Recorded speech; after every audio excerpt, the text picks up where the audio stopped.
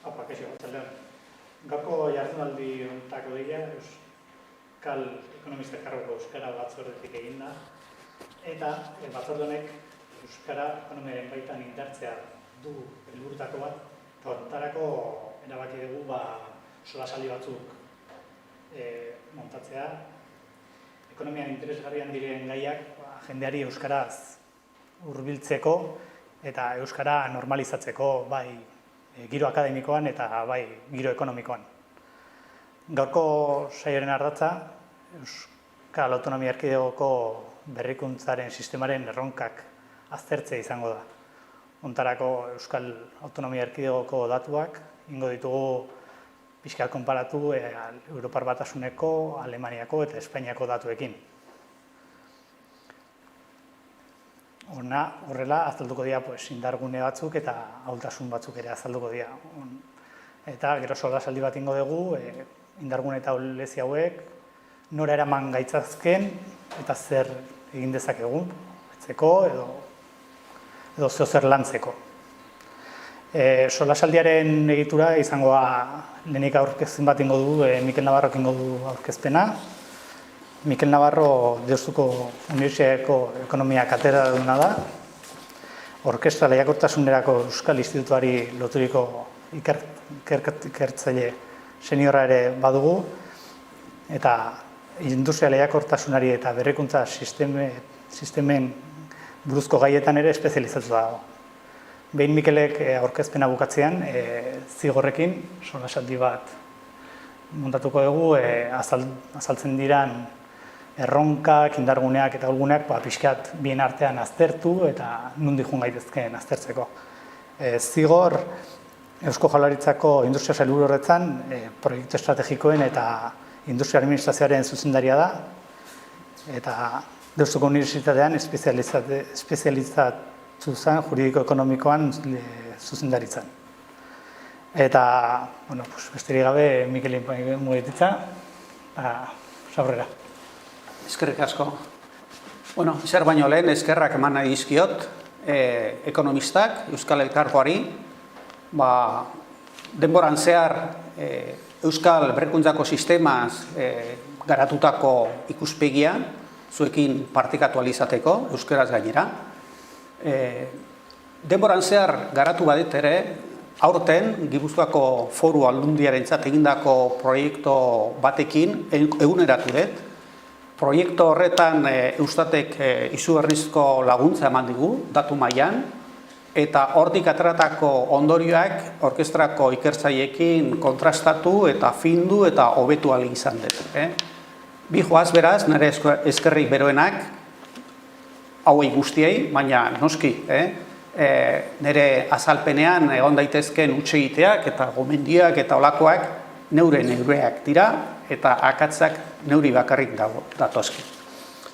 Jakingo duzuenez, aspaldi hasi ziren zientzia eta teknologiako politika. Bigarren Gerra Mundialaren ondoren, zientzia eta teknologiak izandako eragina ikusita, han estatu batuetan hasi ziren ikerketa eta garapenean oinarritutako politika bultzatzen. Eta horretarako ikerketa eta garapeneko estatistika garatu ziren. 80ko hamarkadaren inguruan, agerian zegoen politika horiek ez zirela aski. Askotan IGIG egiten duzu, baina gero hortik ez da berrikuntzarik ateratzen, edo berrikuntzara iritz zaitezke IGIG-koak ez diren bidetatik. Eta orduan garatu zen beste korrente berri bat. Berrikuntzako sistemen korrentea.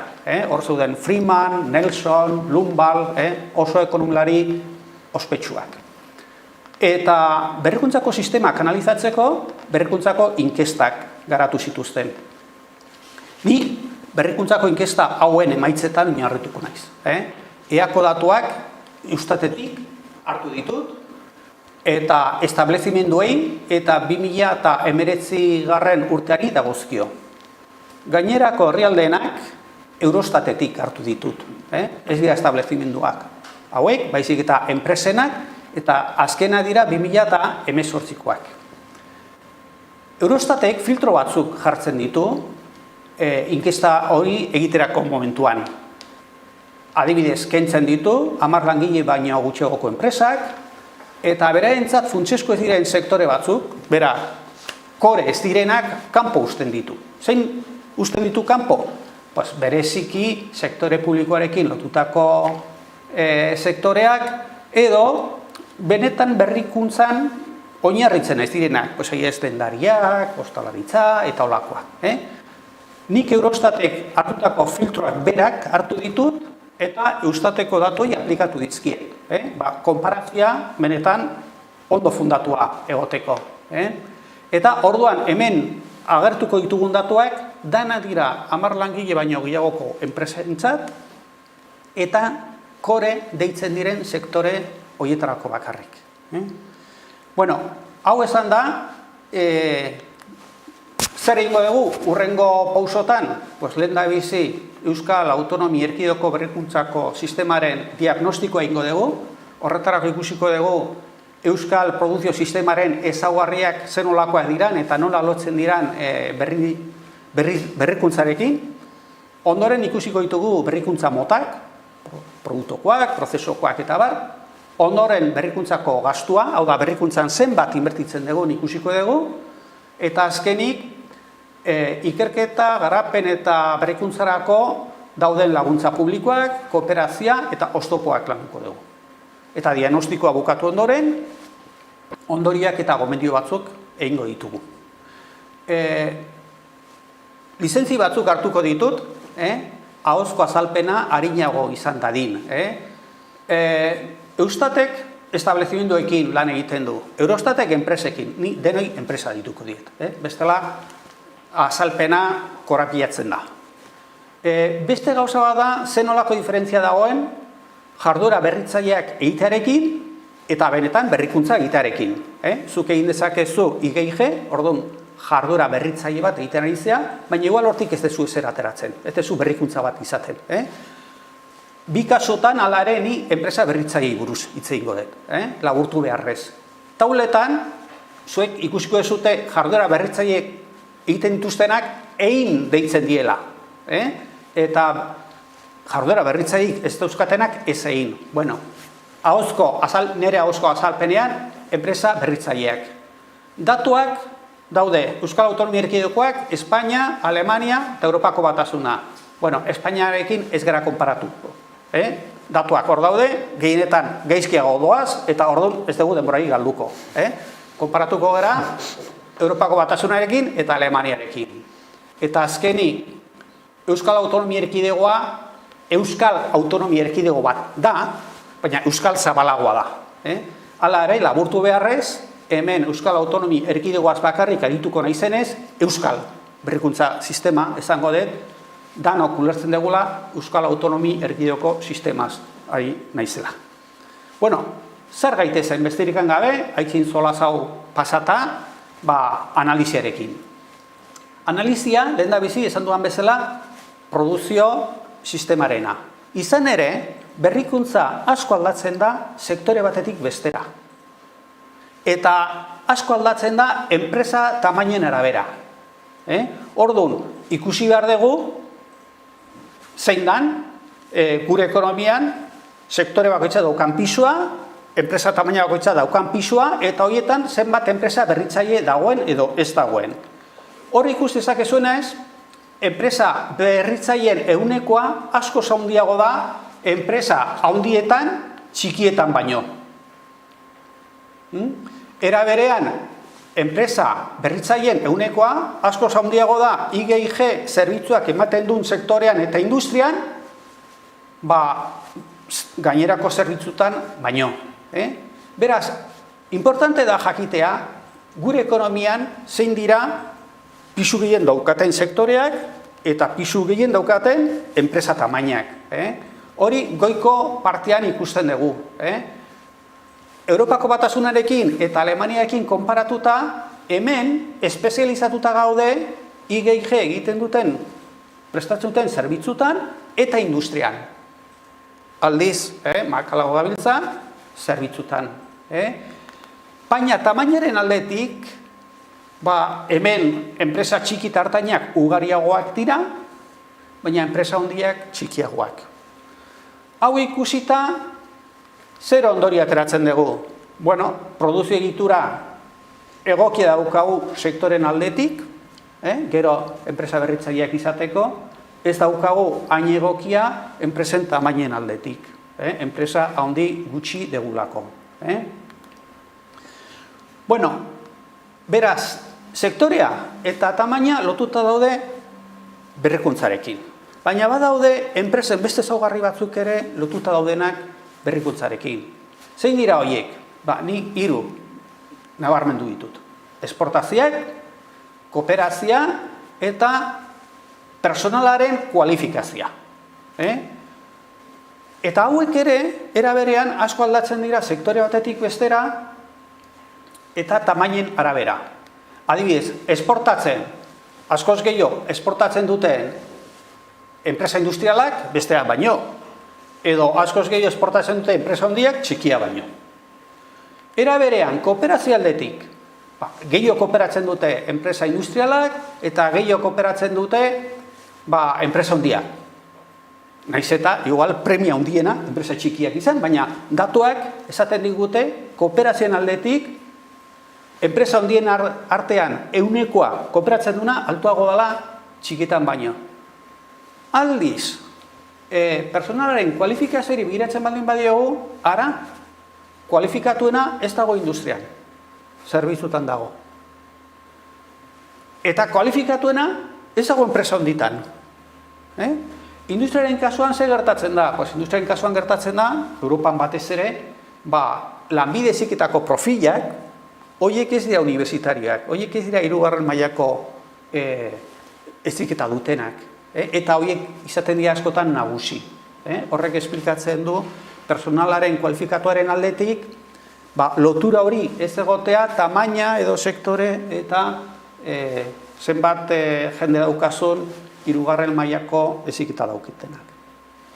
Bueno, orduan, esan dugun bezala, esportazioak, kooperazioa eta personalaren kualifikazioa lotuta, asoziatuta daudela berrikuntzarekin. Nun ikusten dugu hori? Hor, agertzen den bezala, gezitxo horiekin agertzen den bezala, enpresa berritzaileak dauzkaten enpresa esportatzaileen kopuruak, edo kooperatzen duten enpresen kopurua, edo personal kualifikatua dutenen kopurua, askoz handiago da berritzaileak ez direna baino. Beraz, guri zer interesatuko litzaiguke? Enpresa esportatzaileak izatea, kooperatzen dutenak, eta profil, heziketaren aldetik, profil altuago daukatenak. Nola gaude Euskadin, Euskal Autonomia Erkidegoan alde hortatik? Hor ikus daitekenez, esportatze aldetik, esportatzen duten enpresen ehunekoa apur bat altuagoa bataz bestekoa baino. Baina hor, ezkera gehiegi gaientzen edo nabarmentzen. Asko nabarmentzen gera, beste askoz gorago jartzen gera, baldin eta behiratzen baldin badugu kooperazioari edo jendaren kualifikazioari. Beraz, alde hontatik ere, gero berrikuntzan ondo egoteko ondo posizionatuta gaude. Enpresa esportatzaileak dauzkagulako, kooperatzen dutenak dauzkagulako, eta normalean jendea ondo jantzita daukatenak. Ondo jantzita burua, korputza baino. Bueno, hori produzio egiturari buruz. Guazen orain berrikuntza zuzenean aztertzea. Lehen esan duan bezala, gauza bat da jardura berritzaile bat izatea, adibidez, gauza bat da IGIG egitea, eta beste gauza bat da berrikuntza bat egitea.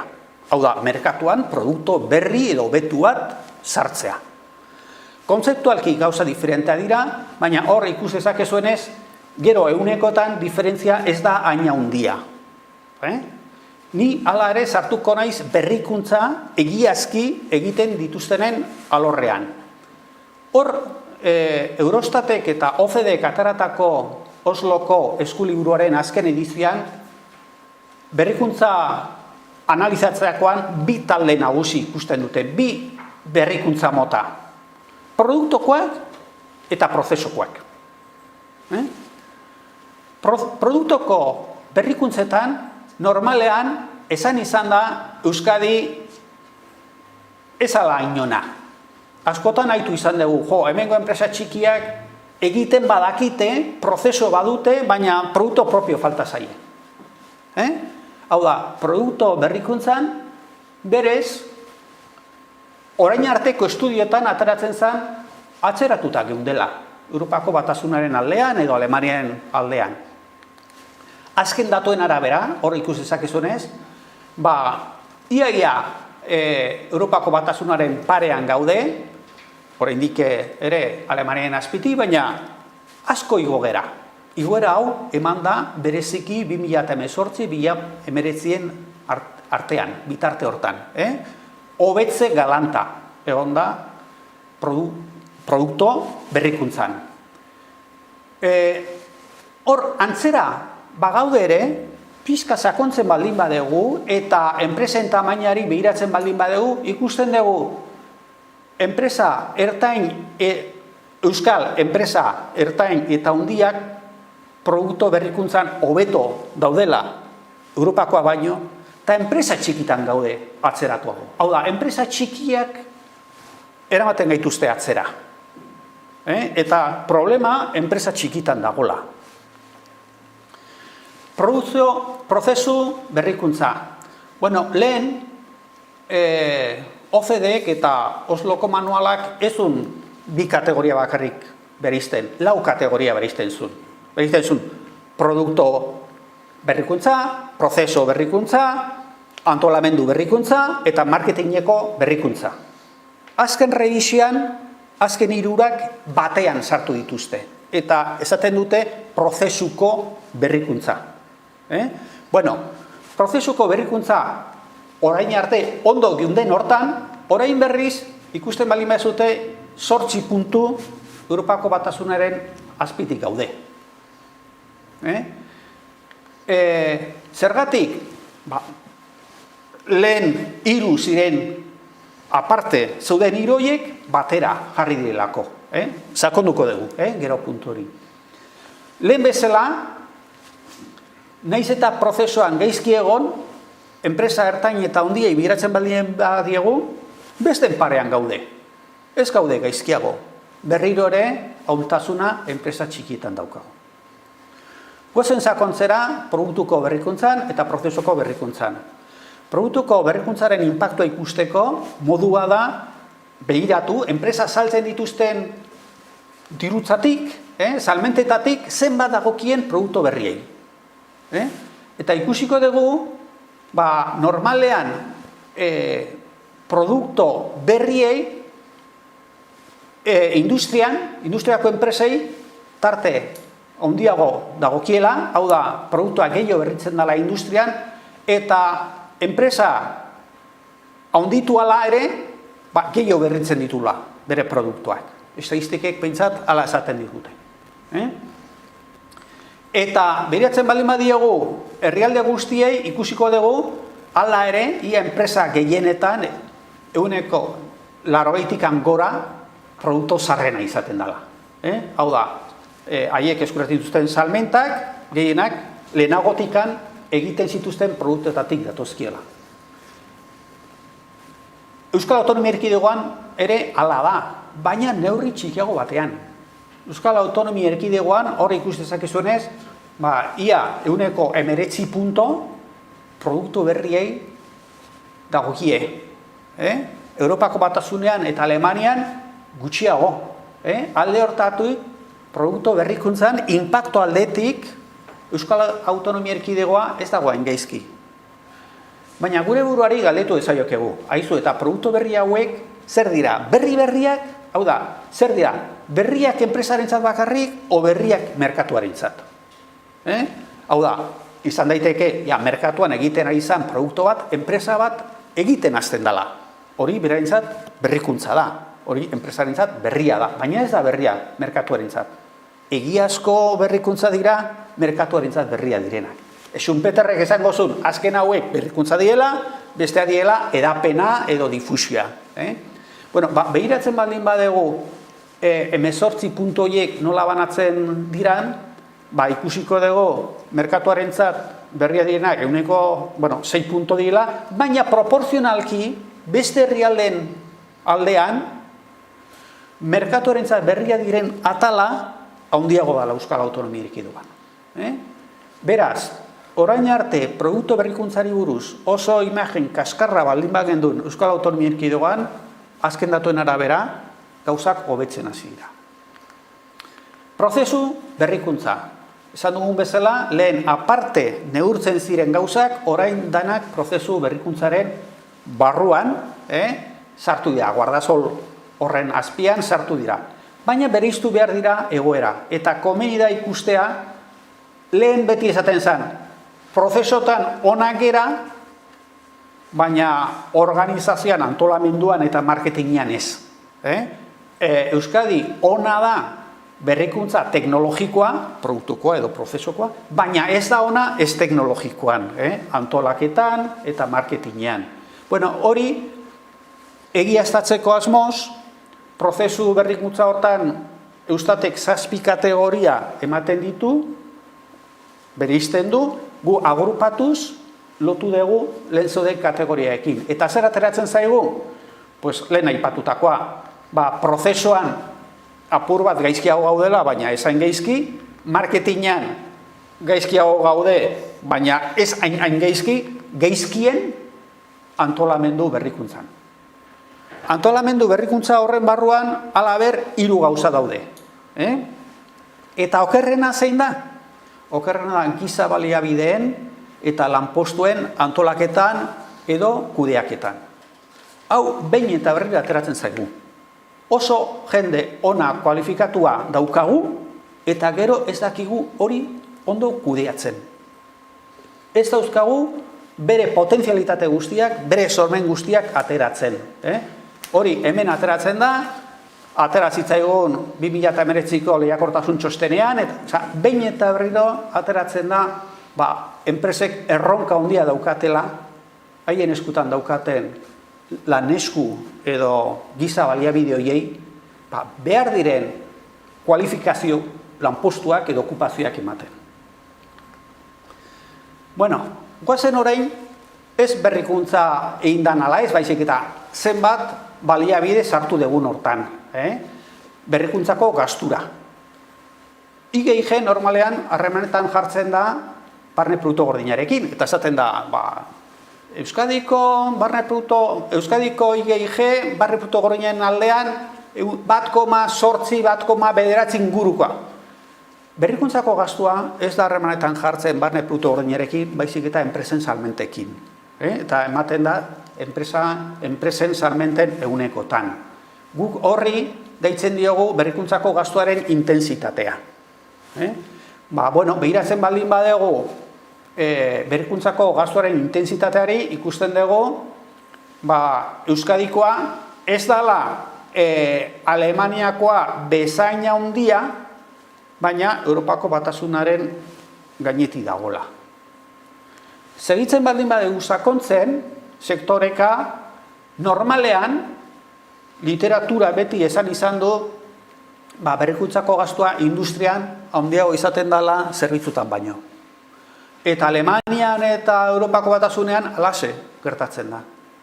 Baina ara, Euskadin ez da ala gertatzen.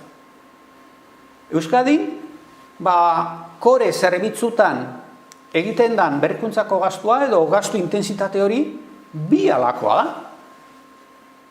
Gauza arraroa. Eta begiratzen baldin badezute, kore zerbitzutan dagoen gastu intensitate hori Euskadikoa asko handiago da. Alemaniakoa, Europako Batasunekoa baino, eta industrian aldiz gure fuerte kontrakoa. Hemen zerbait arraro dago. Zer da arraro dago nori? Hemen arraro dira IGIG-ko azpiegiturak. Hau da, IGIG-ko azpiegiturak deitzen ditugu IGIG enpresei edo gizarteari eskaintzen dizkieten erakundeak. Haiez, unibertsitateak, ikerketa zentroak, zentro teknologikoak eta holakoak. Eta horiek oso modu ezberdinean antolatzen dira herri batetik bestera. Hemen, 80ko hamarkadan, Eusko Jaurlaritza sortu zanean, egin zen apostu bat eta esan zen. Guk apostu ingo dugu zentro teknologikoengatik. Eta ez hain beste autonomia erkidegotan bezala, unibertsitateagatik. Hemen apostua izan zen zentro teknologikoak. Eta gero, beste apostuak egon dienean, 1000 urteko berri honen atarian, egin zen apostua berkengatik, zikengatik, baina ez. Hau da, hemen egin dira apostu bereziak. Eta hor, herri batetik bestera, IGIG-ko azpigiturak modu desberdinez antolatuta daude eta kontabilizatzen dira. Ze gertatzen da? Alemanian, Europako Batasunean eta bar, IGIG-ko azpigitura gehienak kore ez diren sektoretan kontabilizatzen dira. Eta beraz ez daude hor sartuta. Euskadin berriz, berkak, zikak, zentro teknologikoak, enpresen IGIG-ko unitate bananduak, horiek kontabilizatzen dira IGIG-ko zerbitzuen sektorean eta horiek kontabilizatzen dira kore zerbitzu horien barruan. Eta ia dena desitxuratzen dute. Eta hor egiten den alderapena ez da oso zentzuzkoa. Zer egin dugu? Gustati eskatu datuak desagregatzea eta kendu ditugu IGIG-ko zerbitzuen gastua bai Euskaditik eta bai beste tokitatik. Eta horrela, toki batetik bestera hain desberdina dan eta enpresen lehiakortasunekin hain zuzenean lotuta ez dagoen elementori bazter usten dugu. Hori egin dugu urrengo diapositiban. Hori egiten dugunean ja argazkia pixkat diferentea da, bai gastu intentsiaren aldetik, eta orain ja normala dan bezala industriako gastu intensitatea Euskal Autonomia Erkidegoan handiagoa da zerbitzuena baino. Eta zerbitzu koreena hemengoa Europako Batasunean eta Alemanian dagonaren parekoa da. Ez da lehen bezala 2 aldiz handiago edola. Hau da, guztiz beharrezkoa da kontuan izatea IGIG-ko azpiegituren eragina datuetan eta estadistiketan. Gastua, berrikuntzako gastua, 2 multzo nagusitan sartu daiteke. Hau da, berritzeko enpresa batei berritu nahi duenean, eta inbertitu behar duenean, inbertitu dezake adibidez IGIG-en. Eta hori da, berrikuntzako gastuaren atal bat, IGIG-eri lotutakoa. Eta IGIG hori izan daiteke bertan eginda edo azpi kontratatua, zentro teknologikoari erosia. Orduan, beriztuko dugu barneko IGIG eta kanpoko IGIG. Baina, esan duan bezala, alde batean dago IGIG-eri lotutakoa eta bestalde dago IGIG-eri lotuta ez dagona. Eta zein da IGIG-eri lotuta ez dagona? Batez ere makineria erosteko egiten dana. Enpresa batek makina bat eros dezake produktu berri bat merkatuan jartzeko edo prozeso bat beste era batera egiteko. Orduan, IGIG-koa ez den berrikuntzako gastu gehiena ekipamendu ondasunei lotuta dago. Baita ere, parte bat dago lizentziak erosteko, baina parte gehiena horretara dijoa. Hori horrela, zein da IGIG-ren eta IGIG-koa esenaren partearen banaketa? Hori ikus dezakezuenez, ia 3 laurden Euskal Autonomia Erkidegoan IGIG-koa da. Eta makineria eta bar erosten gastatzen dana gutxi da.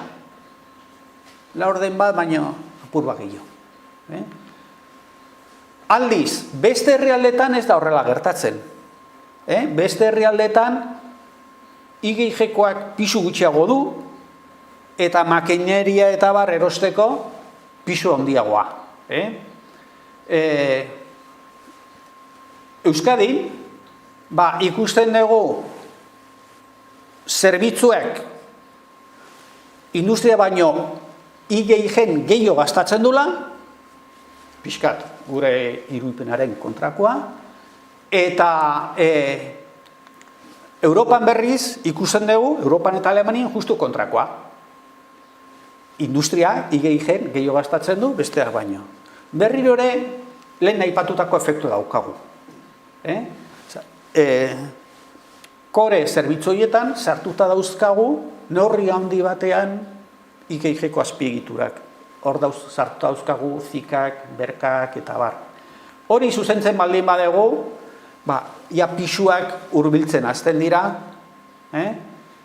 baina, hala ere, oraindikan ere, Euskal Autonomia Erkidegoan makineria eta erosteko, hau da, IGIG-ri lotuta ez dagoen atalaren pisua txiki samarra da.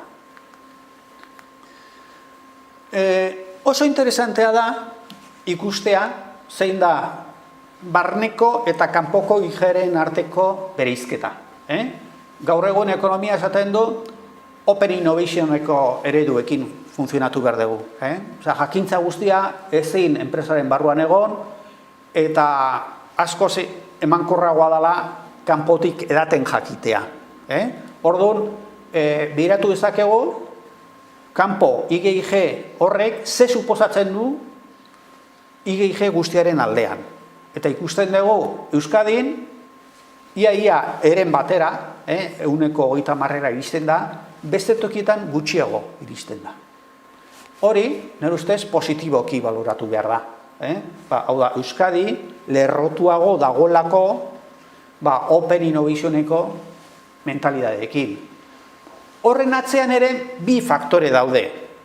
Alde batetik hemen zientzia, teknologia eta berrikuntzako euskal sare oso indartsua daukagu. Hemen asko inbertitu da zentro teknologikoetan eta orduan enpresak gertu dauzkate, irizpidean dauzkate, eta orduan aprobetxatzen ari dira. Eta beste faktore bat, beharrain bat kontuan hartzen ez dana da, enpresa asko, neurri handi batean, arrazoi fiskalengatik eta laguntzengatik, bere IGIG unitateak desagregatu egin dituztela. Kafek. IGIG ez du kafek orain berak egiten baizik eta sortu du, berarentzat IGIG egingo duen enpresa bat. Hori egiten dezunean, IGIG ez da industrian kontabilizatzen. Kontabilizatzen da IGIG-ko zerbitzuak ematen duen enpresa batean, hau da, zerbitzuetan. Orduan, hor eman den fenomeno horrekin asko nahasten dira ere, kasu hortan, kaf agertuko da, kanpo IGIG askorekin, eta ez barne IGIG askorekin.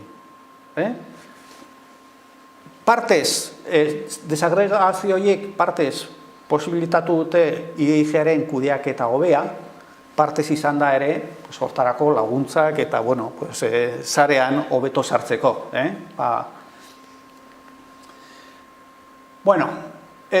Kooperazia, pasatzen gera orain beste atalera.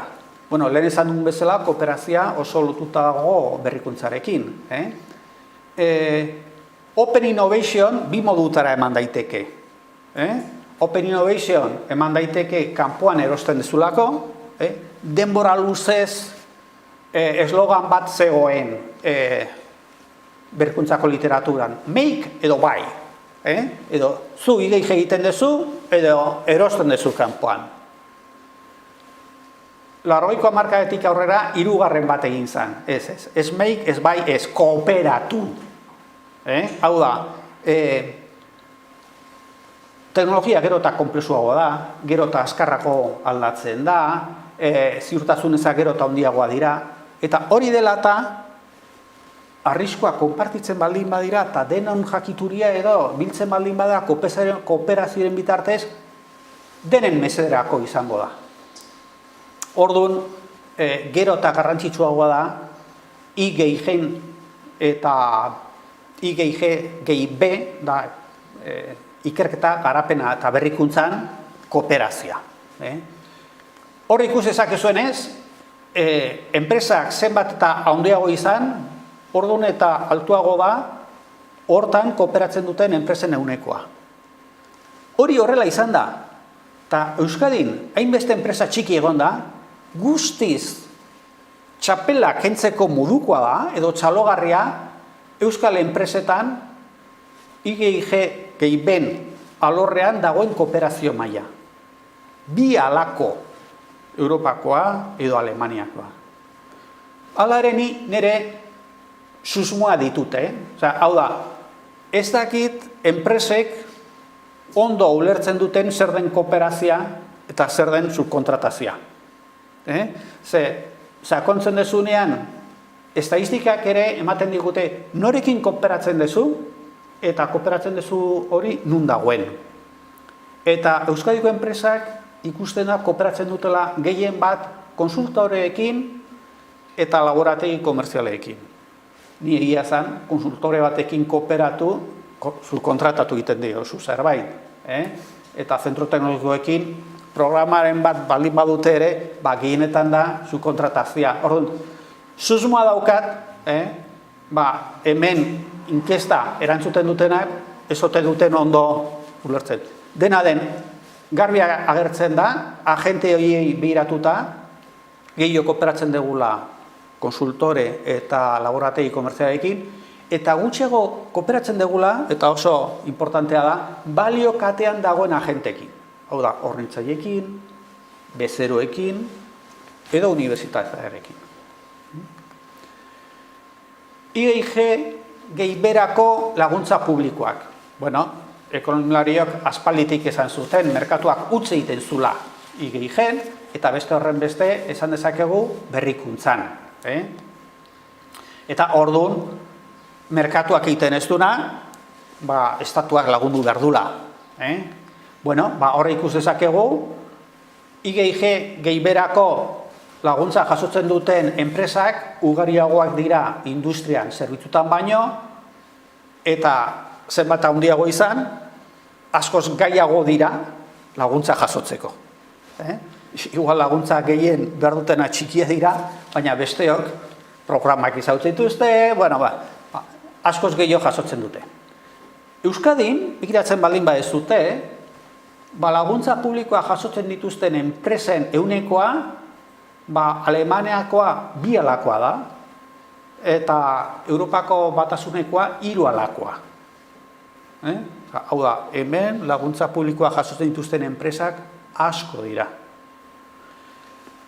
Azken estatistikak hasten dira berizten, eta zein administrazio publikoak ematen ditu laguntzak? Europak, administrazio zentralak, Eusko Jaurlaritzak, diputazioak, udalak, eta Eurostatek eta Eustatek aukera ematen dute, multzo batean sartzen dute, erregio, probintzi edo udalerri mailako enpresak pakete batean saltzen dute. Eta hori bideratzen baldin badegu, ikusten dugu, IGIG eta berrikuntzarako laguntza publikoa jaso duten enpresa guztietatik, hemen Euskal Autonomia Erkidegoan, 27 direla. Hau da, 5 aldiz gehiago Alemanian baino, eta Alemania da herrialde federal bat, landerrak dauzkate, hango enpresak askoz laguntza gutxiago jasotzen dituzte landerretatik, behintzat hemen ez gauda eurotan, enpresen kopurua, ehunekotan. Alemanian 5 aldiz gutxiago, eta Europako batasunekin alderatzen baldin badego, 7 aldiz gutxiago. Eta azkenik, berrikuntzarako oztopoak. Askotan behiratzen dugu zer errazten duen berrikuntza, baina ez dugu hainbeste kontuan hartzen zer eragozten duen. Normalean, eragozpen handiena literatua esaten zuen finantzaetan zegola. Ikusiko dugunez ez da beti horrela. Lehen da bizi, eta horra ontatik, zer ateratzen da? Lehen da bizi ateratzen da Euskal enpresek oztopo gehiago ikusten dutela berrikuntzarako bezetokitakoa baino. Percepzioa da, hori ez du esan nahi ala denik, baina galdetzen zaie, aizu, baloratu oztopoa ertain edo altua, ertain edo altua erantzun dutenen erantzuna jasotzen dituzu, batu eta hemen altuago. Beste gauza, pixka tarrigarria, berritzaileak diran enpresak oztopo gehiago ikusten dute berritzen ez dutena baino.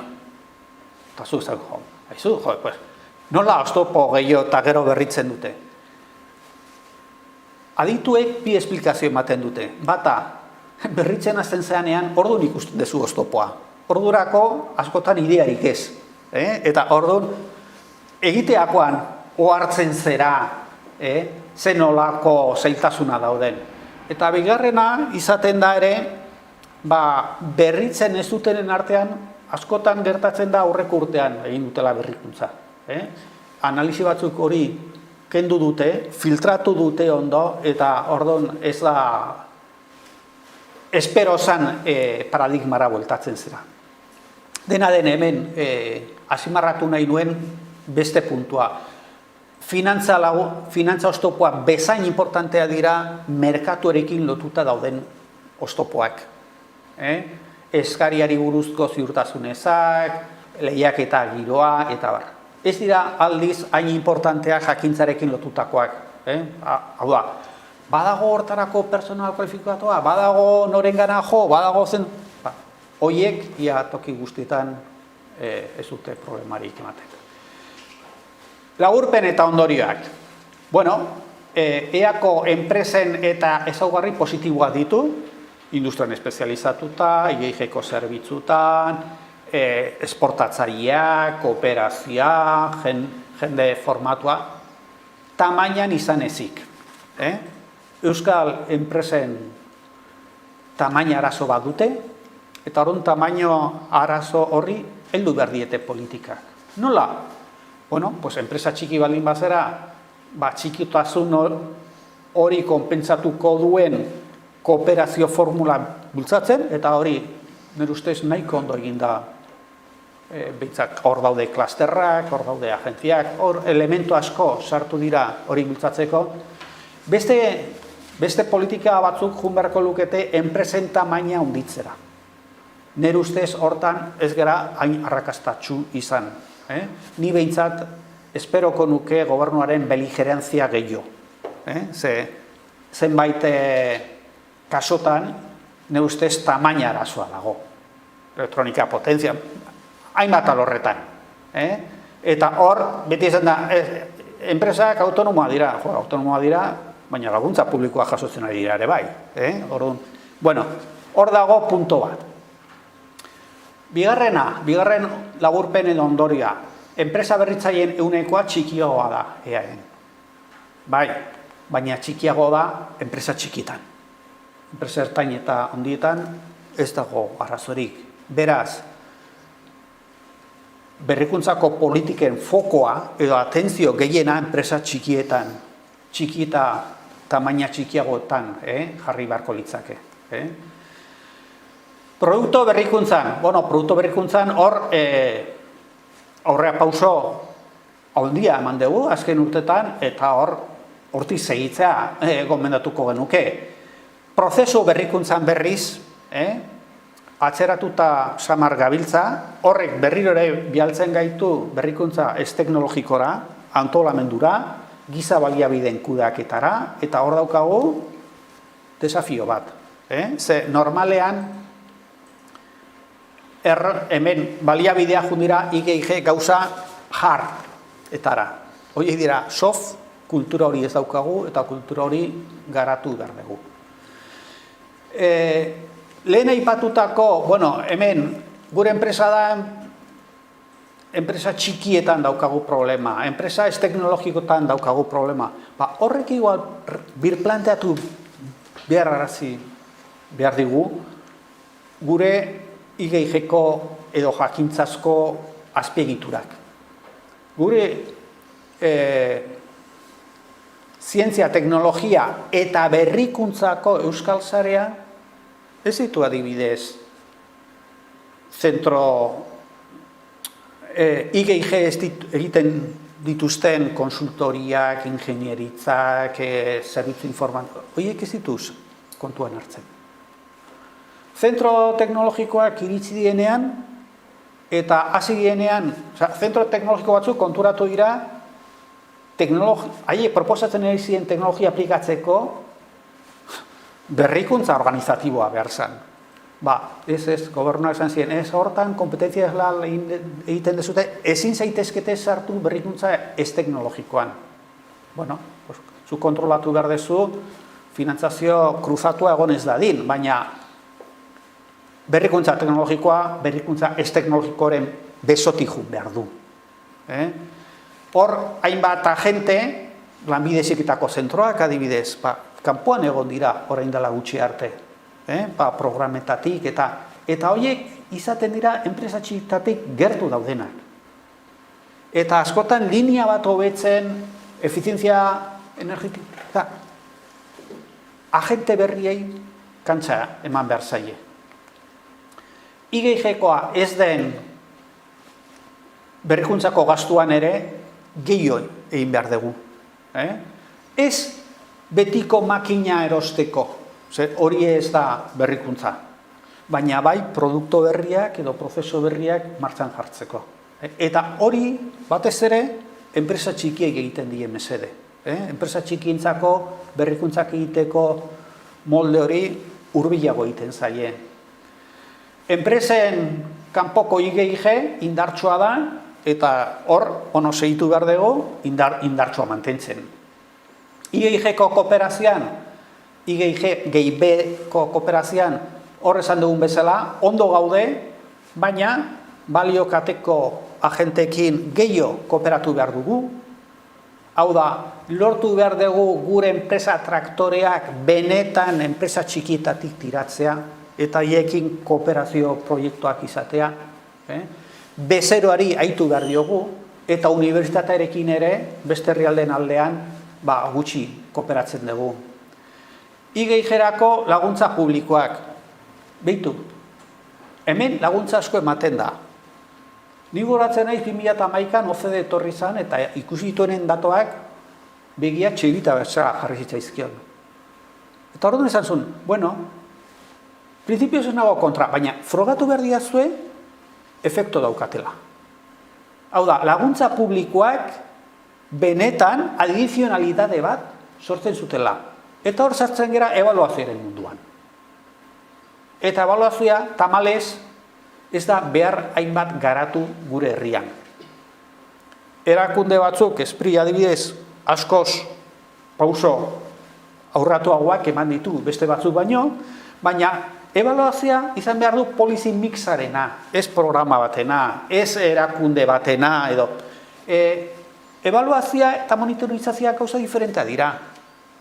Monitorizazioa norberak egiten du, baina ebaluazioa kanpoko batek, erakunde independiente batek egin behar du. Hori ez gera horrela egiten ari. Emaitzak ez dira askotan ezagutzen. Pues ahí, Innobasque jasotzen ditu zentro teknologikoa zikak eta horiek badago kuadro emando bat, ez da publiko egiten.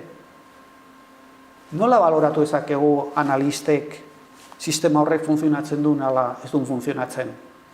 Hau da, laguntza publikoak ondo daude, ebaluazioarekin lagunduta baldin badoaz.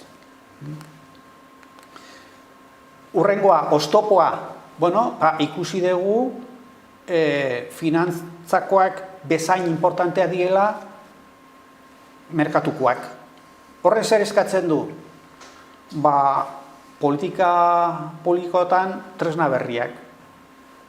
Erosketa berritzailea garatzea, beste moldetan aritzea. Eta azkenik, garbi utzi duan bezala, alderdi metodologikoak importantea dira. Oso importantea da, zer sartzen desun, eta zer ez desun sartzen analizian, nola desagregatzen desun.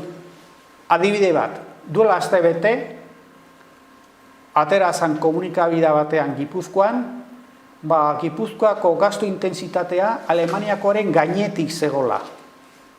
Zer gertatzen zen? Konparatzen ari ziren Gipuzkoako gastua, osoa, hau da, sektore kore eta kore ez direnak, enpresa guztiak, Eurostatek emandako datoekin. Eurostaten kategoria berdina hartzen baldin bazen duen, desagertzen da konklusio errori. Orduan, kontuz, metodologia aspergarria da, baina kontuan eduki behar dugu gure analiziak egiteakoan eta gure konparazioak egiteko momentuan. Eta besterik ez, mila esker zuen arretagatik. Eskerrik asko, Mikel, zure aurkezpenagatik oso datu interesgarriak iritsi zaizkit. Gero baukat zer komentatzeko, baina bukarako zigor ze irutu zaizu esposaketa eta datuak. Oso interesgarria, da gauza dienetan gainera ados egonik. Esan behar dut, administrazioa nagoela, baina denbora gitzi dara badara administrazioan. Beraz, nik ikusten ditut gauzak oraindik beste aldetik, ezta? Nik ez naiz oso autokonplaziente, ezta? Urte asko egonaz euskeraz, ekonomeri buruz, telebistan eta erratian saioak egiten, eta beti agertzen ziren alako konparaketa, ezta? Eta bitxu zelan dauzen estatu maila, eta ni beti gura hau izan dut akuiu bat izatea, ezta? Beti pentsatia norekin konparatu nahi zaren, ezta? Beraz, debate hori gaindituta dauz, argi utzira, gauzera, gora begira eta ez bera begira. Politika publikoek akuiua behar dute aurrera egiteko, zergatik, geure zapatei begira, gelditzen baldin bagara eta dena ondo egiten dugula, aintzat hartzen badugu, azkenean lokartu egiten garelako. Dalako hausnarketek, badokate abantai bat. Nik, ez daukat, kateradun batek daukan ikuspuntua, horrenbesteko perspektibarik ez daukat. Baina azpitik ikusita, nabari dudana da, merkatuan akatzak daudela, ezta? Eta agian, berrikuntza teknologiko hortan, jokabide publiko-pribatua, zentro teknologiko eta pisu gehiago duela, beraz, oso garatuta daude, eta ez teknologikoan, antzematen dudana da, merkatuan badaudezela nahiko agente, baina agente horre berrikuntza min ez dutela egiten. Eta hori da gure erronka, ze, oin datozen garaietan, proiektu asko, maigain ipiniko dira digitalizaziorako, berrikuntzarako, baina zaitu gara horrek proiektuak berton garatzen. Ze beste batik teknologia erosten baldin badiozu, zaude beren berrikuntza finantzatzen. Zeure rekursoa bestean berrikuntza finantzatzeko. Eta hortaz, gero hitz egin dezakegu, Europako fontsekin, Euskadiko proiektu estrategikoetan, zein garrantzizkoa den ez proiektuak ateratzea, baizik eta hornitzaile bertan egotia. Ze proiektu horre daukaten erronka handiena da, ez gelditzea IBEX-eko enpresetan, enpresa txikitera heltzera eta batez be tokiko enpresetara. Azkenean, ordenagailu arazten badiogu txinatarri eta klauda alokatzen badiogu amerikarrari, gastatuko dugu, baina diru hori nora doa, besteen lekura, ezta? Orduan, holako, hausnarketak oso interesgarri dire, baina nik konparatzen ditut, nik antzematen ditut denarekin. Nik bankan lan egiten nuenen goratzenaz, gaztetan bete torten zela, ez dakin hor konsultin, bat esateko, ia pantalla egun bar zen amen edo hor, eta beti edo nor konsultin bat, beti zeukan B bat aurretik, eta zen estatu bateko hiriburua, non Kennedy tarrakeko gazan, eta torro oso famatuak ziren. Gero etorri ziren bestean, Arthur ez dakit zer batzuk, eta torten ziren banketxe guztietara esateko zelan egin daitezken gauzak ondo. Horretanak, etorriko dira eta merkatuan daude eta zerbitzu erotzei ditzakegu, baina zerbitzu hori beste leku baten garatzen dira. Beraz, jakinik geu dauzkagun zenotasunak nabarmena direla berrikuntza teknologikoan, jakitun izan behar gara bai, erronka ditugula berrikuntza ez teknologikoan eta zaitu behar garela berton garatzen. Eta egia da, eta nabaria da, gizabelia bidetan eta alako lorretan ez gaudela. Ezke, geu, hau ekonomisten elkarroa da, baina gu gara ingenierien herri bat. Ni ez naz ingenieria, baina hau da ingenierien Disneyland, ezta? Hemen dena da garapen teknologikoa, dena da automozioa da, eta askotan antolamendua, enpresaren antolamendua horri be erronka dozka eta horri be erantzunak eman behar zezkio. Badozkagu olako garapen teknologiko itzeleko zentroak eta gero oso antxinekoa direzen prozedurak. Zergatik, prozeduretan ez garelako berriztagarriak. Hau dena, jakinik, zein egoeretan gauden, ezta? Eoin krisialete batetik urteten gara, eta jakin badakigu, etorreko den diru jari hori edozetarako ez dela izango. Izan behar dira, proiektu transformatzera, lehenko berezketa bat, hori hitz egingo dut, zati baten, Next funtzei buruz. Next funtsak Eusko Jaurlaritzan ez ditu geure sailak kudeatzen ditu, ogasun sailak, horiek dira finantza saila, geu gara departamentu komertziala, ez da? Geu, horrezte ditugu plana da, ninaz proiektu estrategikoen zuzendaria. Proiektu estrategiko guztiak ez daude Nexten, eta Nexten dauzen guztiak ez dira proiektu estrategikoa, baina, hori ja argituta, esan, geu, edo Jaurlaritzatik sustatu nahi direzen proiektu horietan, satirik handiena daude berrikuntzan eta digitalizazioan, eta hiru transizioen erronka hortan, ez da? Lehengunean komentatzen nuen Mikelekin zelan, proiektu asko dauden, baina keskak ditugu, zergatik. Baldin eta ondo bideratzen ez baditugu horrek diruek, gertatu alda gaur egun dauzen arrakala horiek handitzea. genero arrakala, zergatik askoz be arrakala handia dagoela adibidez ingenieria gara, baina ingenierin munduan askoz gehiago direz gizonezkoak emakumezkoak baino. Beraz, arrakalak generokoak kontu zengon behar gara ez dadien handitu. Bigarrenik, arriskoa da geure enpresa txikiei ez deltzea, geure ahultasun eta abantaia da enpresa txikien ekosistema handi bat daukagula, ezta? Enpresa txikiek zailago daukate berrizteko, zailago daukate askotarako, eta zailago daukate Europako funtzaraltzeko, zergatik Europako funtzek markatzen dabelako alako epe motz bat. Europa mailan planteatzen da 5-6 urteko eszenatoki bat, estatuan 3 urtera. Aurten, 70.000 milioi euro gastatu nahi dira eta aurrekontuan aurreikusita daude. Datorren astean ekainean gaude, oraindik lizitaziorik ez da atera eta zelan egiten da honek, diru hori bideratu ahal izateko, benetako ekonomiara ametik eta abendura, ezta? Zelan egingo dabe, enpresa handietara jun, zein dauka ahalmena, halako proiektu bat eta halako dirutza bat 3 urtetan gastatzeko, enpresa erralde batek bakarri. Orduan, txikietara zelan heltzen da, batzuk izango direlako enpresa erraldu horien hornitzaile, baina beste batzuk, Europako funtsa banatzen diren erabiliko dira halako 3 bide, ezta? Bata PERTE famatuak, proiektu estrategikoak, transformatzaileak, oraindik ikusi beharko da hori legezkoa den Europa mailan eta hori azkenean izan da estatuen laguntzen eskema hori gainditzeko tresna bat. Beste izango da oso lizitazio konkretuak eta beste izango da gaur egun dauzen konbokatoria guztiei diru gehiago jarrita. Hori da gau defendatzen duguna, lurraldetasun bat egotia, ezta? Erabili gaur egun dauzen tresnak, baina emon dotazio gehiago, ezta? Orduan, enpresa txikiei zelan heldu, gaur egun lehiakortasunean aurkezten diren konbokatorietan diru gehiago jartzen. Baina, hori oso zaila da. Ere bai, enpresa txiki asko, lehen esaten zidaten estadistika bat, Europako funtsetara enpresen euneko 8 bakarri heltzen da normalean. Eneko 8 horietan dauz ebexeko guztiak eta 500 bihargin langile baino gehiago dauzen guztiak. Orduan txikiak heltzen dira, ez dira heltzen. Orduan, geure ekosistema hortan horremeste enpresa txiki eukinda, zeo zer asmatu behar dugu diru hori enpresa txikietara bebai bideratzeko. Beste oztopa daukaguna next funtsekin, rezentralizazio bat, ez da, industria politikak eskumen autonomikoa dira.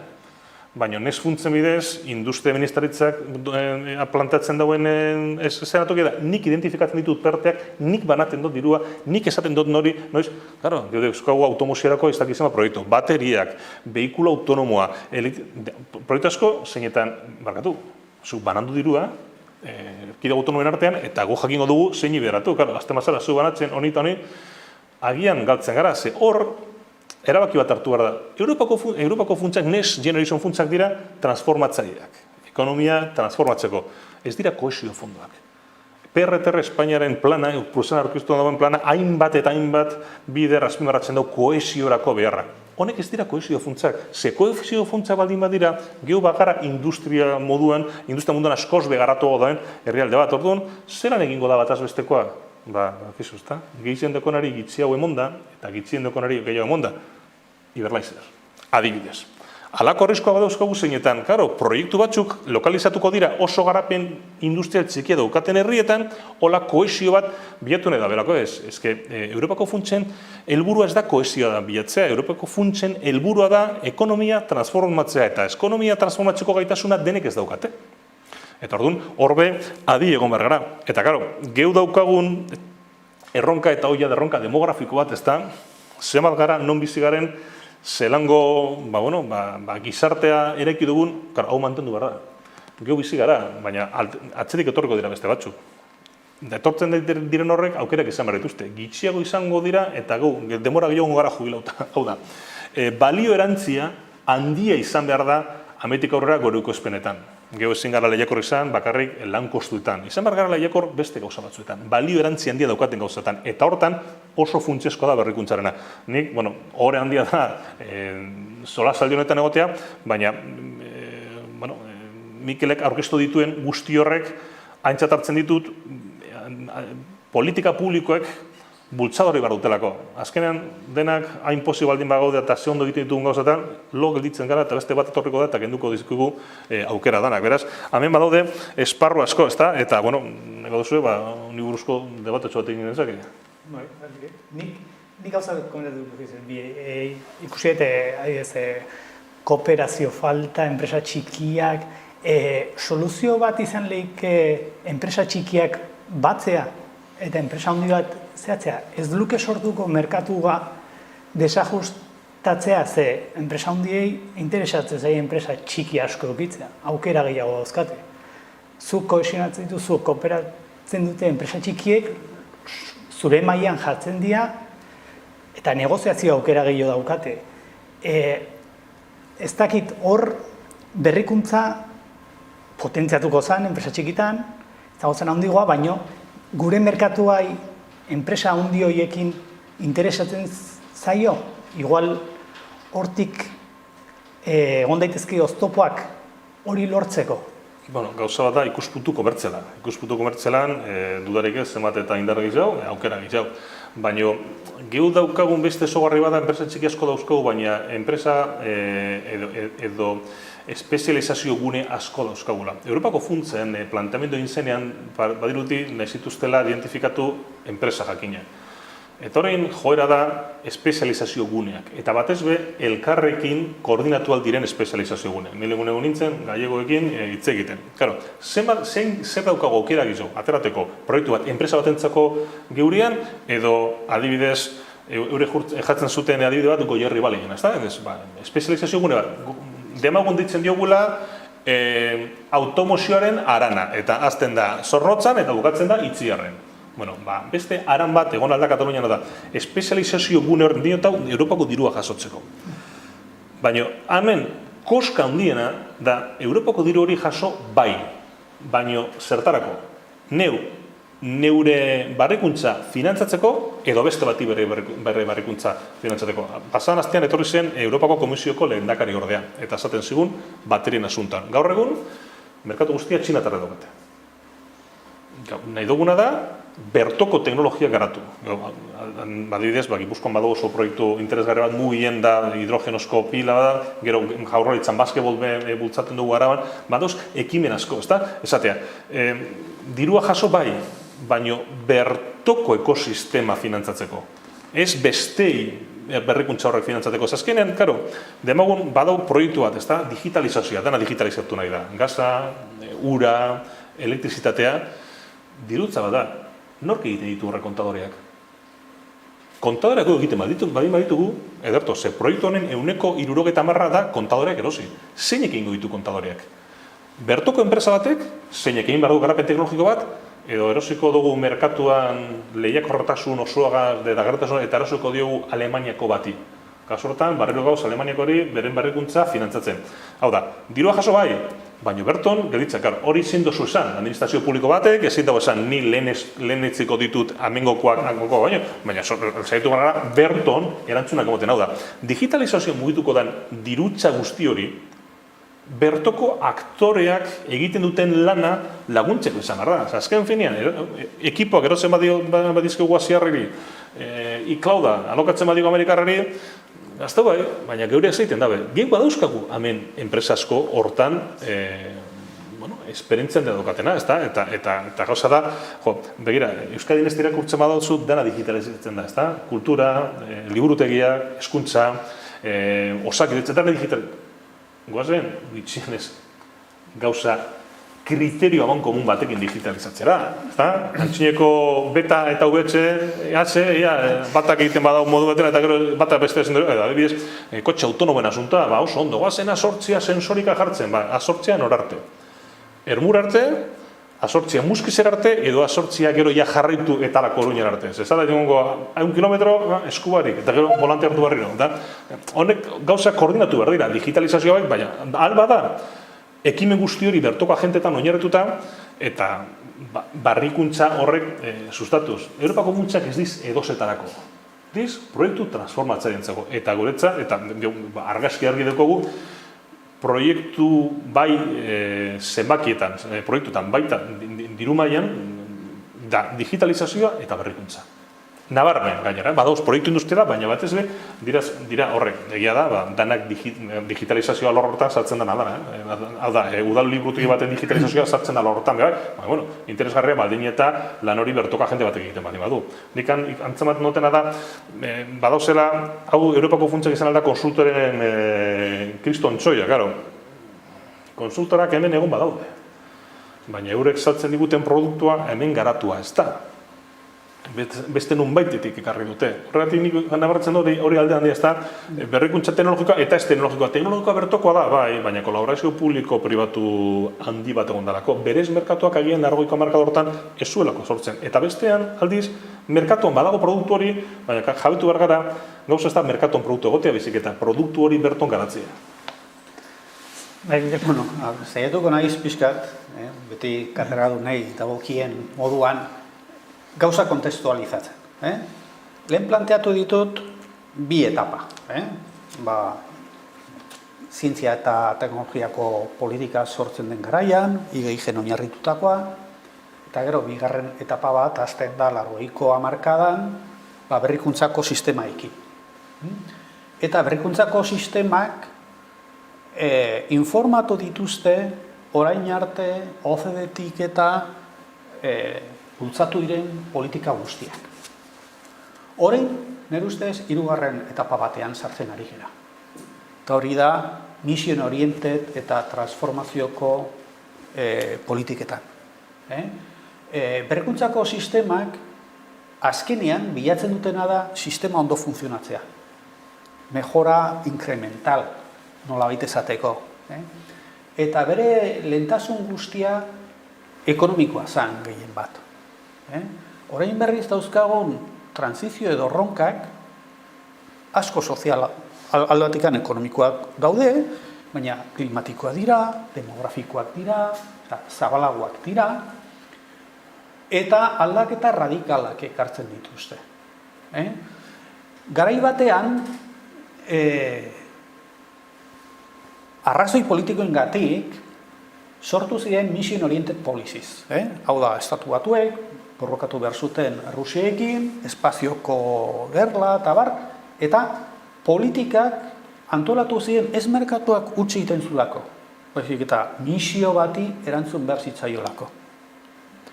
Orain, geure ganatzen ari gara, mazukatu eta horiekin, mission oriented filosofia hori, baina aurrean dauzkagun erronka sozialei erantzuteko. Alde hortatik Euskadi Next eta zigorrek planteatzen duna, nere planteamenduaren osagarria da. Nik egin dedan analizia da bigarren fasekoa. Hortaz aparte, egin behar da, eta tortzen zaizkigun erronkei nola heltzen diogu. Nere planteamendua gehiago da, nolako enpresa txik. Ze nolako apostu edo proiektu estrategikoak, konkretuak euki beritugun, eta bar. Hori, pixka kontestualizatzeko. Hau da, zigorre planteatzen duna, ni planteatutakoaren osagarri da, eta interesgarri izango zen beste eztabaida bat antolatzea bide hortatik. Bigarren punto bat azpimarratu nahi nuna. Olako erronka planteatu dienean, niri asko gustatzen zait Alemaniako planteamendua. Haiek, adibidez, Industria 4.0, esaten dute estrategia duala daukatela. Zer esan nahi du estrategia duala? Estrategia duala esan nahi du, aizu, batetik, nik sartu nahi ditu digitalizazioa enpresa guztietan. Toki guztietan. Hau da, eskari aldetiko estrategia bat euki behar dut, nire enpresak mundu digitalean mugitu daitezen. Baina Alemania ez da hortan gelditzen. Alemanian hori bultzatzen du eta gainera zabaltzen du asko munduan, aizu, sartu Industria 4.0, zergatik, berak izan nahi dulako, gero, hori egiten dezunean, sistema ziberfisikoak eta bar, berak eskainiko dizkizunak. Bere estrategia bikoitza, eskari aldetik, baina eskaintza aldetik ere. berak asmo du edo helburu du, gero Industria 4.0 aurrera emateko behar den komponente hori dana ematekoa. Munduaren hornitzaile izateko. Espainia, garbi asko, eskari aldetiko estrategia, monoestrategia batekin gelditu da. Zergatik?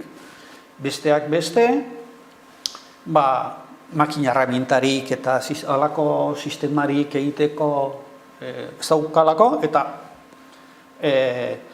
tiketa elektronikan ere punta-puntan ez dago.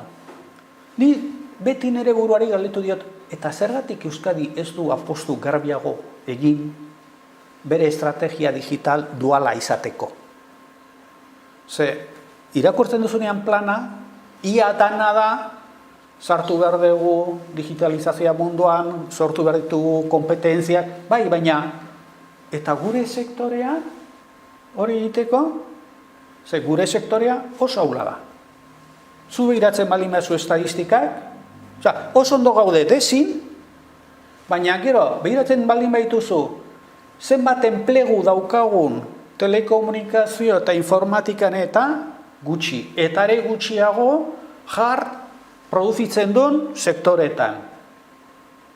Eta esportazioetan are gutxiago, zientzia eta teknologian ikerketan eta gutxi, patentetan ia ezerrez, niri gustatuko litzaidake, eta alde horretatik posten naiz zigorrek esaten zuenean, aizu, eta kezkatu behar dugu, egin behar ditugun gauzoiek hemen egiten. Gustatuko litzaidake hori, ez planen mundura ere eramatea. Ze planean, rizirun, niretzat azken rizirun, gauza interesgarri bat sartu da. Eta horiek ez bakarrik lehen zeuden 3 prioridade estrategiko, 4 aukera, eta esaten da, orain transizioekin lotuko dugu, eta gillo. Eta sektore transversalekin sartuko dugu. Niretzat, sektore transversalena oso importante da. Zer da sektore transversalak?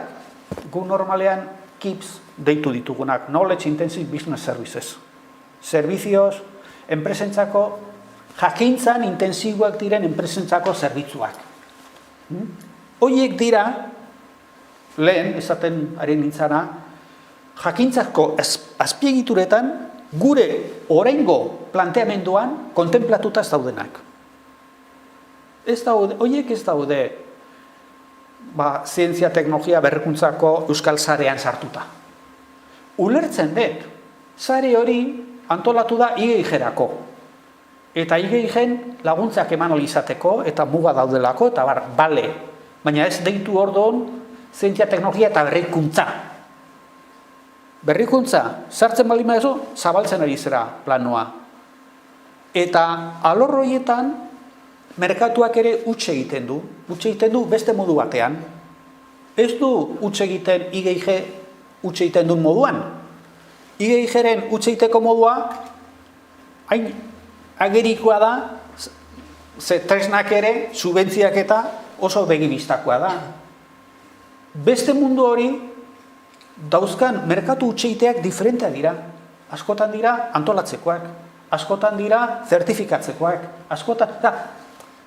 hau da, zu konsultore batera joatea eta jakitea konsultore hori, fidagarria dela. Orduan, ni gustatuko litzaidake ateratzen dien zertzelada horiek eta planetan gero ondo heltzea. Eta eskari aldetiko politika, bai, behar ditugu. Baina eskaintza aldetiko politikak azpiegituretan bakarrik zentratu ez daudenak, esan dezakezu, ez, ni hori eskaintzare egiten dut, behitu zen nolako ziber zentro sortu dedan edo, horiek dira azpiegiturak. Baina ni merkatua, enpresak, hortan argituko diren enpresak nahi ditut. Eta hori propio helbururi jartzen ez baldin badezu, azkenean lehentasunak beste tokitatik jungo zaizkizu. Nik, hola, bi entzun da, adibidez, transformazio digitala esan duzu, oso garrantzitsua izango dela, zuk komentatu duzu, ez gaudela agian, ez daukagula inbeste personal hori bideratzeko, horri aurre egiteko, datorren... Segun ze persona, behiratzen baldin behituzu lizentziatuak eta informatikoak, barra, hemen Euskadin informatika ikasten dutenen eunekoa eta sobraz ingenieria bezala. Talenturik ez dugu kudeatzen, hori da nasua. Berrikuntza teknologiko horren zigorra da talentua ez dugula ondo kudeatzen. Badauzkagula telekomunikazioen ingenieria, baino ez dauz bere laurren. Gertatzen dana datorren aukera bezala ikusi behar dugula. Hau da, estaturen plantamendua hontan da lehenengo rekuperazioa. Geure plantamendua da lehenengo transformazioa. Transformazio ekonomikorako horren garrantzizko diren sektore horrek bultzatu behar dira. Batez bertoko ekintzaia bilatu, ezta? Pentsa, ni ministerio batekin ikin nuen lehenengo batzar baten, esan zuten industriako ministeritza, ezta? Eta horten 2.000 milioi, eta 2.000 milioi horietatik 110 ziren industriarako, eta 1.000 turismorako. Eta, claro, hostia, ezkegu beste herri bat gara, claro. Gero, ezin dugu gaztau, 16 bider gehiago, turismoan, industrian baino, ez da? Orduan, estatuaren lehentasunak ez behin, estatuaren lehentasuna zein da errekuperazioa, zegatik turismoa asko zigor itzela jasan dago inklusizatua, eren planteamendu lehenengo errekuperazioa, baina errekuperazioak ez daukarriko transformazioa, baino transformazioak badaka errekuperazioa. Ze transformazioa da, eraldatu, bertan, beraz, ahulezia dauzkagun sektor horietan, diru gehiago sartu behar da. Ondo gozen lekutan mantendu, zer da proiektu estrategiko bat, egingo da nabai edo bai, Europako diru etorri ala ez. Eta plantamentua zein da, oso abantaiadun egoeran dauzen sektorri horietan mantendu, eta etorkizuneko sektoretan aurrera pausu bat emon, digitalizazioa eta batez Gipuzkoan osasunerekin harreman dauzkaten horre proiektu guztiak. Diagnostikonak, terapia geniko, horretan, zergatik zehor, badaukago aukera, inoiz ez dugu pentsatu gehu potentzio bat izan alginela, osasun arroan, beti osasuna ikusi dugu zerbitzu moduan, ez da? Egortzen, karo, baina, gehu ingenieria badauzkagu, baina medikoak ere bai badauzkagu, badauzkagu medikuntza fakultateak ere bai. Eta, karo, digitalizazioa horrek sektoreak, etorkizun itzela izango duten sektore horietan, dirua bideratu behar da. Benetan hau proiektu transformatzaile izateko. Bestela, errekuperazioa baldin bada, erraz. Espainiak egingo duena, turismoari zegatik oso errekuperazio azkarrekarreko dagoela, baina 5 urte begira, urrengo krisialdia etorriko da, eta harri berdinarekin jauzingo dira. Zergatik, ze oso sektura gulak dira. Ez badator inor kanpotik, ez dut, taberna zabaltzen, ez dut hotela zabaltzen, eta orduan zulo egiten dut, orduan zulotik ateratako dirupioa sartzen dut, eta torten gara, eta orduan etorten da bestik zela, eta orduan ez datoz turistak, ez, begira, gehu beste plantamendu bat euki behar dugu. Beraz, horrek berrikuntza ez teknologikoaren ahulezia jakinda, nik uste dut hau aukera itzela dela, horrek posizionamendu ezain garrantzizko posizionamendu dauzkagun sektor estrategiko horietara dirua bideratzeko. Niko, ja azkeneko duda hola pixkat, gintzera pixkat. Proiektu transformatzaile eta zitziten egia, adibidez, gero esan duzu, saiatu bergeala hemengoa konsumitzen, hemen gastatzea, baliabideak hemen gastatzea. Proiektu transformatzaile bat izango litzateke kultura aldatze hori, ze orain oso barruan daukagu sartuta, aldan merken erosi, eta zena, baino proiektu bat, ez dakit nork bultzatua, baino kultura hori pixkat bideratu gehiago herriaren jasangarritasunean. Osea, hori proiektu transformatzaile bezala hartuko genuke? Gizarte bat aldatzea, proiektu finantzioekin, ni finantzan gutin ator, garo. Gizarte bat aldatu behar duzu horre gizarten dauzen agenteen jarrera. Zuk esaten duzuna, garo, geure mentalidad aldatu behar dugu. Geure mentalidad zein da. Unibertsitatean zaudenean, nire garaian denen ez zuten funtzionarik izan. Orduan, karo, talenturik handina, baldin badoa oposaketara nizu zen medikazio nuen, karo. Azkarna baldin badoa zerregistradori izatera, epai izatera, edo notari izatera, orduan, badirudi, sektore pribatuan gauzela, erdileloa garenak, ez da? Eta listoa dauz beste lekuan. Claro, jarrera hori ben, merkatuarekiko edo lan munduarekiko daukagun danok izan gara izan funtzionari, egin funtzio publikoan nahu. baina ez da torandik. Horre mentalidad be aldatu behar dira, segeu oso, naiz da oso lehiakorrak izan kontzeptualki, geure bizitza propioan oso erosoak gara. Eta erosotasun hori gaztetik bilatzen dugu, eta erosotasunean jausten garenean lokartu egiten gara.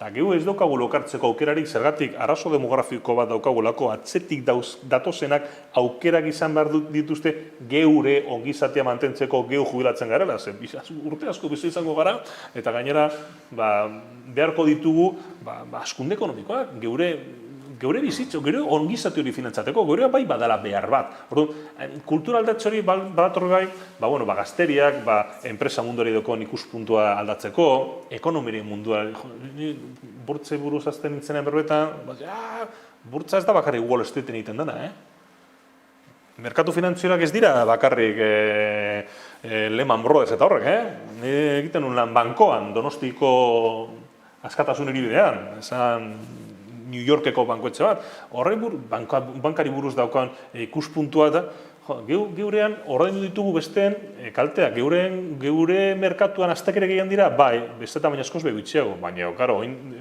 finantza merkatu buruz, enpresari buruz, daukagun, gizarta daukan ikuspuntua, ez dakit oso justua dan. Eta jakinik, denok izan nahi dugu funtzionario, baina zu badakizu barne produktu gordinaren kalkulantzan egiten da, bakoitza ze egiten da, batzuk jarri eta besteak kendu, gastua edo ingresua. Hau dena mantentzeko sektore pribatu sendo bat egon behar da, eta batez be, balio erantzi gehiago ekar dezaketen sektore horietan.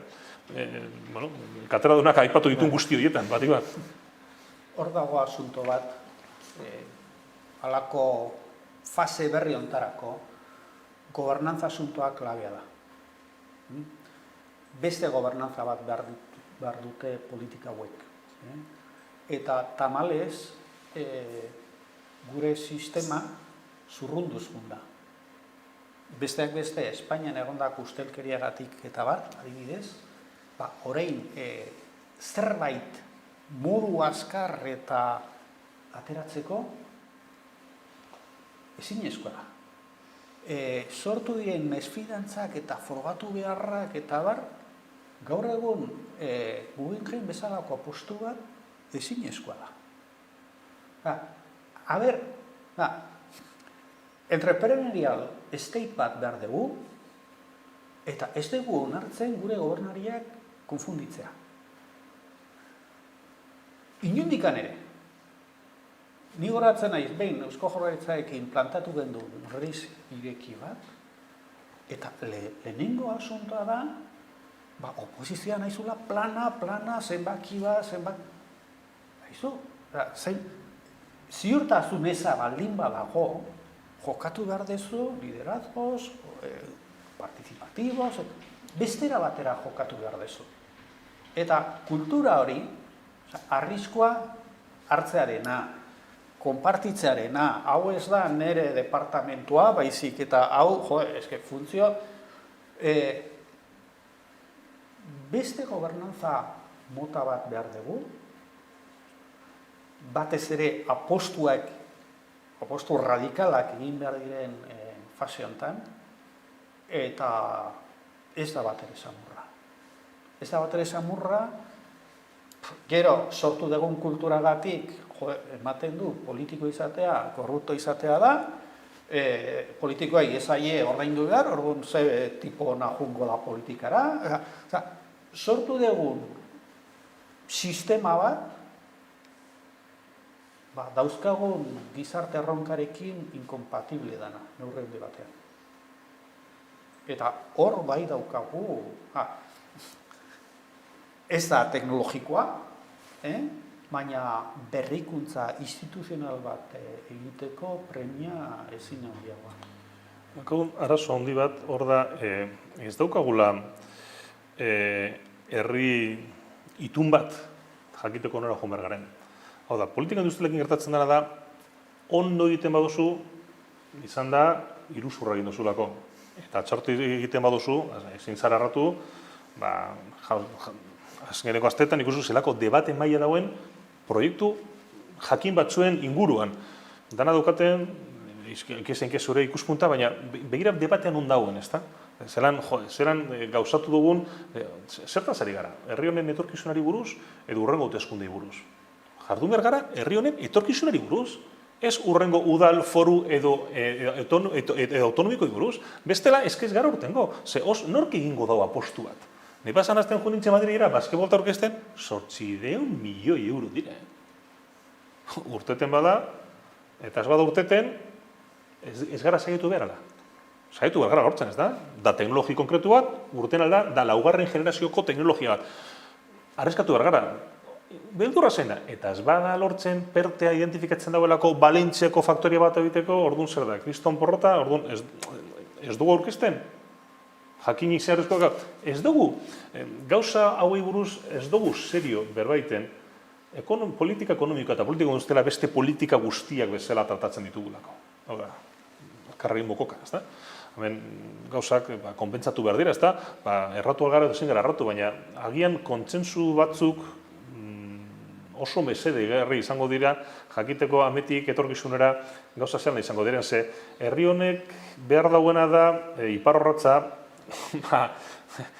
argi ukitea, ez da? Bat gobernuan egon, edo beste bat gobernuan egon, gitxienez norabidea mantentzea, ze bestela, babor, estribor, ez gara inora alduko. Eta Mikel esan duenan narira, nik falta motat notena da horri buruzko kontsensua da. Bildurrek ez izatea merkatuen esateko nik honen alde apostu ingo, nik argi daukat apostuak zentzu diren, eta egingo dira. Baina, karo, horrek gizartearengan daukan oihartzun edo gizarteak zelan ulertzen dauen, orain lantegi baten inguruan debate maila da, zertaz ari gara, lantegi batetaz edo bronka politiko huts batetaz. Eta holakoak gertatuko dira gizau, hemen dauz, ia berrun proiektu, batzuk urtengo dira, beste batzuk ez, eta hemen ez dauzen batzuk urtengo dira, bai. Eta bitartean, urteten den bakoitza baldin bada nik gola sartu dut eta zeuk ez, eta bakarrik balda elkarren mukoak egiteko, ez daukagu gauza oso argi. Geu, politika publikoetan fiskalitateri buruz, gizarte segurantzari buruz, eta politika industriari buruz, beharko genuke kontsentsu bat. Bestela, jai daukagu, gehiengoak ez ditugolako lortuko, eta ziaboga larri egingo ditugolako, eta azkenan ez galako inoralduko. Erronkak geuk ez ditugu aukeratzen, egoera da. Berriro ere izango dut egoera, niretzat larritasun da demografikoa. Daukagu arazo demografiko bat, itzela. Eta horri aurre egiteko politika izan aldira nire urtetan, eta ze pasatzen da gizarte segurantzarekin? Matematikan mundutik azaldu netzake, baina mikrofono baten aurrean ezin ezan. Bestean batek esako neura bajuten ze manifestaziotara, pentsio duen, hau da beste, gauzak horri buruzko, pentsioen asunto erabiltzen baldin badugu, politika ezberdin egiteko, ez diogu urten bidek. Nik ez da, zein da honentzako erantzunik hoberena? Kompetentzietan zeritzea lehen baino lehen. Hemen hartzea erabakiak. Geu abantea badoko gor. Geure EPSU-en itxulapikoa izugarri dela. Eta badukagula ez privatizatzeko, baino bai kapitalizatzeko aukera bat. Eta kapitalizatzen diru hori zertarako? Honetarako. Bakizu egiten dugun geure EPSU-en diurarekin? Estatuko zorra erosi. Estatu hori finantzatu. Geu badaukagu diru pilo bat aurreztuta, baina ez dugu mugiarazten. Kontsentsurik ez dagoelako. Kontsentsurik balego horren burua, betxu, gogoratzen zarete kooperatiba erraldoiren bat jauzi zenean, beti esaten nuen, kooperatiba horri buelta emoteko niri iruditzen zait ala kooperatibadunen, kooperatibista hoien, pentsio planen, zatitxu bat erabili izan bazan, agian ezinateke jun behar banku bateren ate joka, inoz ez dugu pentsa geudeko itxulapiko horregaz proiektu hauek finantzatu aldirela. Eta oso funtsezkoa da. Diro badaukagu, baina ez dugu erabiltzen, zertak erabiltzen dugu estatori zorra finantzatzeko. Eta holako gauzetan kontsentsua behar dira, bestela nekez lortuko dugulako emetik eta hogeita mar urtera gauza hobetzea. Izango da, ezke behitxu ze ondo bizi ziren gure gurasoak. Eta hori izango da gure zemen diskurtsoa, ez dela? Bueno, ez dakit honekin ikusiko dugu haber guatxabe inderantikan galderekano daukagun. ez da galderekan, ez dakit, bestik gabe eskerrik asko, zenuratik da, bueno, beste tarte. Eskerra zuei. Agur denoi.